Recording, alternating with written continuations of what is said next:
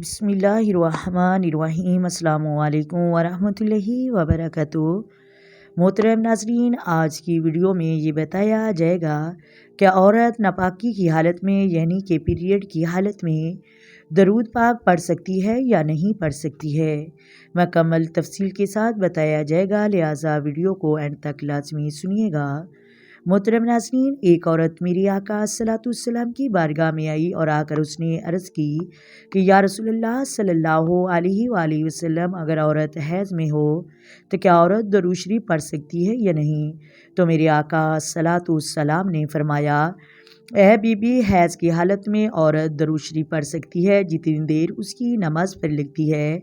یعنی کہ ہر انسان کو پتہ ہوتا ہے کہ فجر کی نماز پر کتنا ٹائم لگتا ہے، ظہر کی نماز پر کتنی دیر لگتی ہے، عصر کی نماز کتنی دیر پڑھنے میں لگتی ہے، اور مغرب اور عشاء کی نماز پر پڑھنے پر کتنی دیر لگتی ہے۔ میرے آقا صلی اللہ علیہ وسلم نے فرمایا، بی بی، جب بھی نماز کا ٹائم ہو، صاف کپڑے پہن کر جائے نماز پر بیٹھ کر بے شک ہاتھ میں تسبیح پکڑ کر جتنی دیر نماز پر لگتی ہے، آپ اتنی دیر درود پاک پڑھ سکتی ہیں تاکہ آپ کو نماز پڑھنے کی عادت نہ بھول جائے۔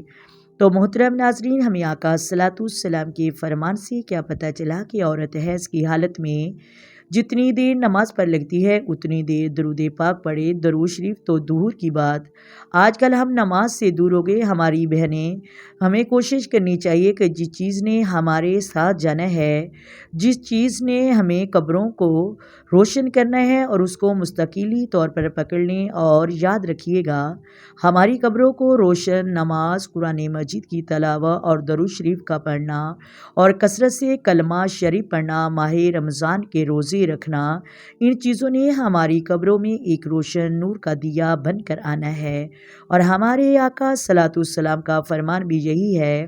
محترم ناظرین، کوشش کریں کہ ہم اپنے پیارے نبی کے بتائے ہوئے احکامات پر عمل کریں اور ان کے بتائے ہوئے صراط مستقیم پہ چلنے کی کوشش کریں۔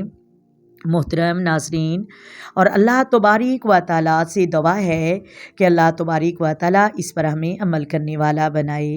میری پیاری اسلامی بہنیں، کوشش کریں کہ اپنے بچوں کو 5 وقت کا نمازی بنائیں، قرآن مجید کو پڑھنے، سمجھنے اور عمل کرنے والا بنائیں، تاکہ ہماری قبریں اللہ اور اس کے رسول صلی اللہ علیہ وآلہ وسلم کی رحمت سے روشن ہو سکے اور ہم قبروں کے عذاب سے بچ سکیں۔ اللہ تبارک و تعالیٰ سے دعا ہے کہ یا اللہ ہمیں عمل کرنے والا بنا۔